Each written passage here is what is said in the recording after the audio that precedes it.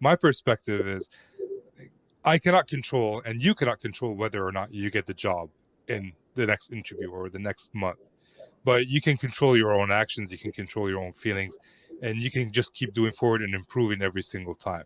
The last interview sucked. What sucked about it?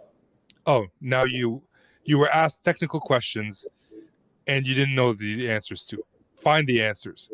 Yeah. Send those answers back to the hiring manager and tell them like, hey, I looked up the questions that you asked me and I realized these are the answers. I'm going to focus my time and effort into learning that specific topic since I know now it's important to you. You might not get the job, but you know that you did everything you can to increase your chances of getting the job. At a minimum, you just built a champion for life. That's the key, is if you don't get a job, like maybe someone you networked with helped refer you and coached you, or it's your recruiter or a hiring manager, keep it warm, like show appreciation, don't get bitter, because you never know, like a job could come up in the future. And if you can like take in feedback and like you said, like that's powerful, like learn, like if there were answers you didn't know the questions you didn't know the answers to, learn the answers, show that. And if you, by just demonstrating that commitment to growth and keeping it open, like that could really pan out for you in the future. And at minimum, you're going to take it in the next interview and you might even have a better company. You know, I've seen that for myself where I didn't get one job opportunity and I was disappointed, but by learning from it, I got an even better one. And I've seen that with some of my clients too, you know? Yeah, I mean, things happen. I'm a believer of things happen for a reason. What happens to me today is to prepare me for what's going to happen tomorrow. And I can either crumble or I can just keep going. And yes, the market is brutal. Yeah. You know, really nice though to, you know, it's a great point. Like having someone in the trenches with you, like Ramsey, you know, who can keep you going and it is easy to quit. Like that's powerful. So, and I'm glad that there's someone like Ramsey out there to support folks that are, again, trying to and open up opportunities. And man, it's I'm doing it on the sales side and it's fun. And I am glad to be able to refer people who maybe they're like, I don't want to, like, I don't know about sales, but I want to do sales engineering. I can send them your way, which is great. Now, can we talk about that? Like why someone would maybe choose sales engineering over sales? You did say, oh, you didn't want to talk to people, but obviously you are talking to people. So yeah. It's like, wait, no, that was for the other one. But yeah, why would someone choose sales engineering over sales? For one, it's fun. So like I've done sales. I was shifted out of my role as a sales engineer and I'm doing pure sales. They're solving two different problems. I find when you're in sales, the fun part is you meeting with the customers, you trying to solve the problem, trying to convince them. But then there's a whole bunch of stuff that comes with it where you have to do funnel reviews with your management. You're not in control of your quota, right? Every year your quota increases and it's no longer fun. When you're a sales engineer, you're seen by the customer as the trusted advisor. That person is not here to sell me. They're here to solve my problem. Whereas a salesperson, more often than not, whether it's true or not, they're seen as this person's trying to take my money, right? So from an SE perspective, you're working with the customer, you're partnering with the customer, and you're focusing on the technology. You're not focusing on the commercial aspect of it. You don't have to negotiate. You don't have that tense like standoff where you're saying that I'm going to give you 10.1% of discount and they're saying no, I need 10.2% of discount, and you're going to lose the deal over 0.1%, right? I think these are the bigger aspects of it, and you still get to be in sales, you still get to make a lot more money, but it's just a lot less stressful job than sales.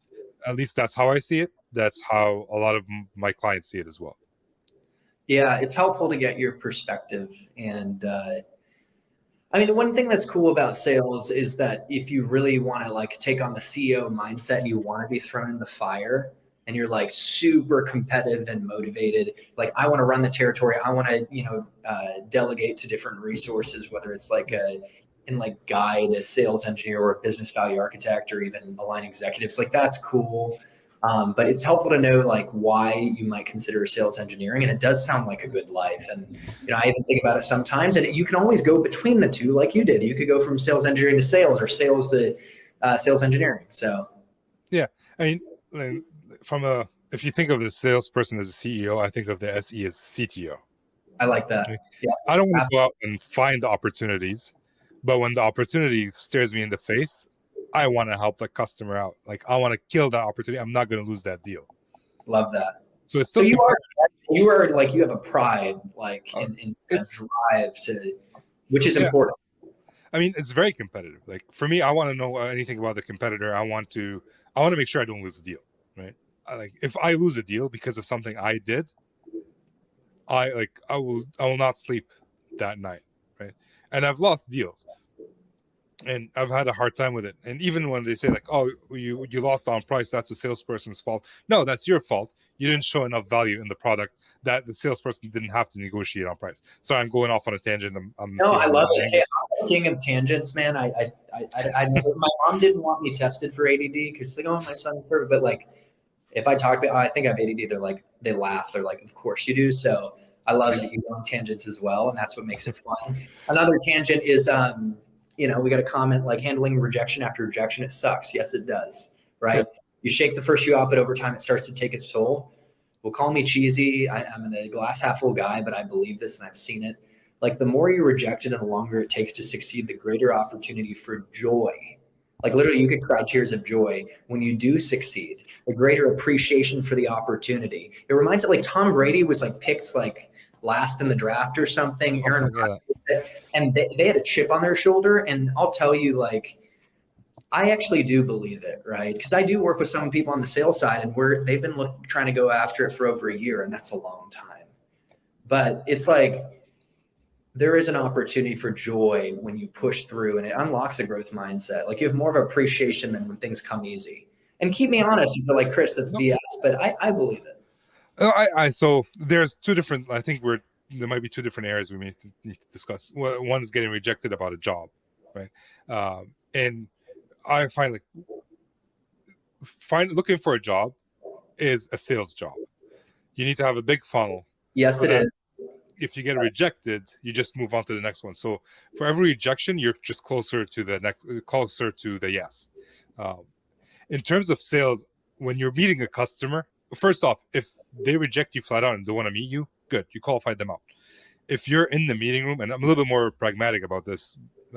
I agree. Hey, quick thing is, disqualification is to be celebrated. One of my field reps, I was inside seller at Google. I had a field rep, dude. He went to Harvard Business. Now he's at a VC. Brilliant guy. He's like, we need to celebrate disqualification because we don't have the time to chase everyone, and that's a losing strategy. So 100% agree. And then when you're in a meeting room and you're getting objections after objection from a customer, then there's something this is an opportunity for you to clarify and understand what's going on. So you can either requalify the deal and handle those objections by actually understanding what the objection is about. Because a lot of times the objection is not about what the customer is saying, it's about something different.